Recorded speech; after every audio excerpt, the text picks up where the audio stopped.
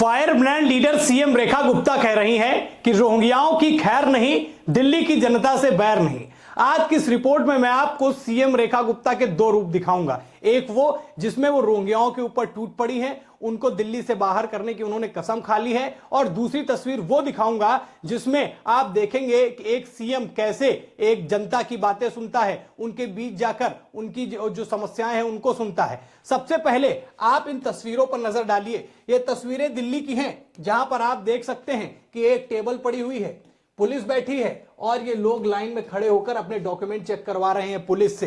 ये कौन है? क्योंकि इन पर दिल्ली की जनता को शक है कि कहीं ये बाहरी घुसपैठिए तो नहीं, क्या ये रोहिंग्या तो नहीं, क्योंकि अब दिल्ली के अंदर रोहिंग्याओं के लिए जगह नहीं है। उनको चुन चुन कर बाहर निकाले जाने की पूरी प्लानिंग कर ली गई है और ये उसी का एक प्रमाण है। खुद देखिए आप कि कैसे लाइन लगी हुई है। ये लाइन है और पुलिस बैठी हुई है, डॉक्यूमेंट चेक कर रही है, डॉक्यूमेंट के साथ साथ में फोन भी चेक कर रही है, सोशल मीडिया भी चेक कर रही है।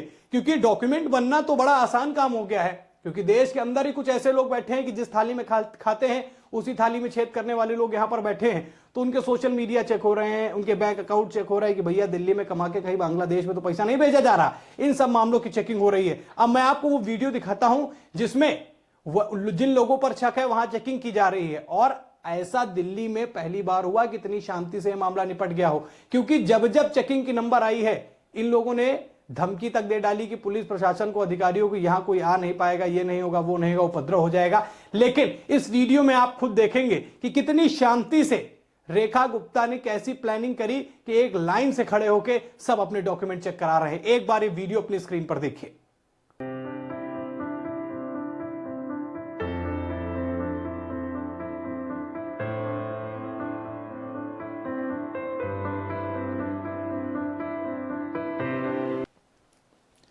यह तो हो गया रोहिंग्याओं के ऊपर एक्शन।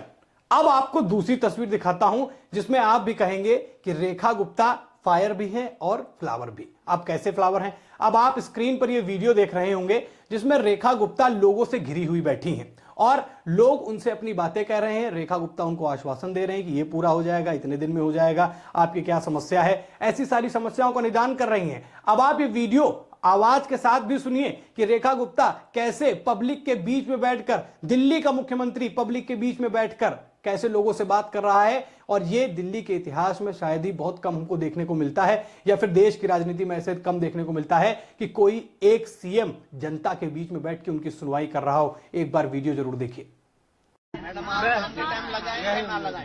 आज भर छोड़ दो, आज भर छोड़ दो। कल आपकी दुकान मैं बिल्कुल डीएम को बुला के, बाकी लोगों को बुला करके सारा तय करवा दूंगा और मैं खुद समय दूंगा। मैं खुद आऊंगा, ठीक है? मैं खुद आऊंगा।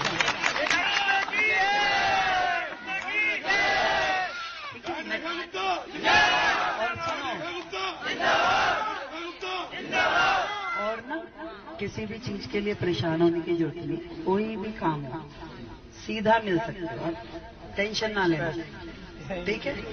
टेंशन ना लेना।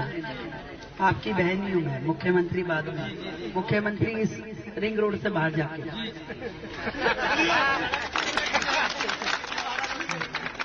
इसीलिए तो अलग से बैठ के बात कर रही है। बात सारे परेशान दिख रहे थे। आप बिल्कुल चिंता नहीं करो, दुकान सबकी लगेगी।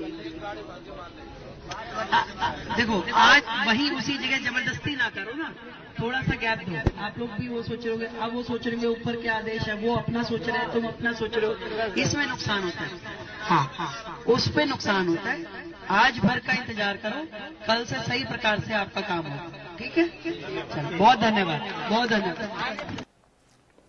अब आपने सीएम रेखा गुप्ता के ये दो रूप तो देख लिए, लेकिन रेखा गुप्ता केवल यहीं तक नहीं थमी है। रेखा गुप्ता जब से सीएम बनी है, यानी सीएम रेखा गुप्ता हो गई हैं, तब से दिल्ली के अंदर एक के बाद एक खुलासे हो रहे हैं। यमुना की सफाई का मामला हो, या फिर सीएजी रिपोर्ट को सदन में पेश करना हो, या फिर टूटी सड़कों का जायजा लेना हो, या फिर रेड मारना हो अस्पतालों में, स्कूलों में, सब कुछ आपने एक महीने के अंदर देख लिया जब से दिल्ली में भाजपा की सरकार बनी है। और रेखा गुप्ता भैया फ्रंट फुट पर बैटिंग कर रही हैं और उन्होंने ठान लिया है कि दिल्ली के अंदर अब जनता के पैसे का गलत इस्तेमाल नहीं किया जाएगा। इसका एक एग्जांपल आप इस तरीके से समझिए कि दिल्ली में कई चीजें ऐसी हैं, कई योजनाएं हैं, या कई अस्पताल हैं, या कई जगहों को पैसा पैसा पास कर दिया गया था। जैसे मान लीजिए कोविड में एक अस्पताल के लिए पैसा पास किया गया कि 450 करोड़ रुपए का ये मामला यहां पर होगा अस्पताल में, लेकिन वो लंबित हैं और उनकी कीमत आज हो गई है लगभग 1000 करोड़। ऐसी कई जगह हैं, कई योजनाएं और कई प्रोजेक्ट्स हैं जो इस मामले में फंसे हुए थे और अब रेखा गुप्ता ने उनको चुना है और उनको बोला है कि क्योंकि जल्दी जल्दी इसको पूरा कराया जाए, क्योंकि इसमें दिल्ली की जनता का पैसा बर्बाद हो रहा है। क्योंकि जो योजना 450 करोड़ में तैयार हो जानी चाहिए थी, अब वो 650 करोड़ और बढ़ के 1000 करोड़ हो गई है। तो टैक्स तो हमारा जाता है ना, जनता का टैक्स जाता है। तो सीएम रेखा गुप्ता का साफ कहना है कि दिल्ली के अंदर ऐसी लंबित कार्यों को जल्द से जल्द पूरा कराया जाए, क्योंकि वो दिल्ली की जनता का पैसा बर्बाद नहीं होने देना चाहती। अब साथ ही साथ ये सब तो विकास की बातें हो गई, सफाई की बात हो गई, यमुना की सड़कों की बात हो गई। आपने देखा होगा कि परवेश वर्मा सड़कों का उतर कर जायजा ले रहे हैं, खुद सीएम रेखा गुप्ता स्कूल जा रही हैं, अस्पताल जा रही हैं, लोगों से मिल रही हैं। साथ ही साथ अब हो क्या रहा है कि पुरानी सरकारों के वो काम जिसमें घोटाले की बू आती है, यानी कि वो जनता को केवल लुभाने के लिए वो योजना लाई गई और उसके बाद उसमें जेबें भरी नेताओं ने, उनको भी उजागर कर रही है रेखा गुप्ता। और उनका पूरा प्लान है कि ऐसे तमाम योजनाएं, ऐसे तमाम कार्य जो जबरदस्ती केवल कराएगा और उससे जनता को प्रॉफिट नहीं हुआ, उससे प्रॉफिट हुआ नेताओं का। जिसमें सबसे बड़ा अगर मैं कहूं तो मोहल्ला क्लिनिक पर पूरी तरीके से बीजेपी टूट पड़ी है और एक एक करके उनकी चेकिंग की जा रही है। ऐसी तमाम योजनाएं हैं, वो चाहे हर घर जल पहुंचाने की बात हो, यमुना की सफाई में कितना पैसा लगना था और कितना लगा, ये सारी चीजें जो है वो उजागर होने वाली है बहुत जल्द दिल्ली के अंदर।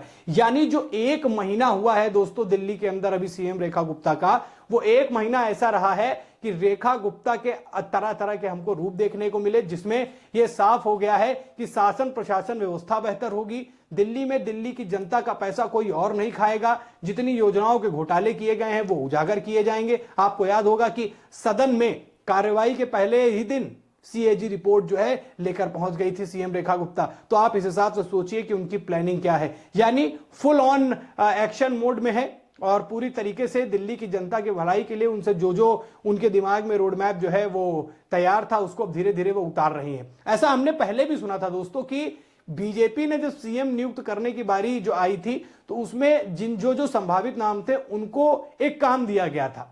वो काम था कि आपको 90 दिनों का रोड मैप तैयार करना है कि दिल्ली में आप क्या क्या करेंगे और उसके बाद उसका चुनाव होगा और उसी के हिसाब से फिर वो सीएम बनेगा।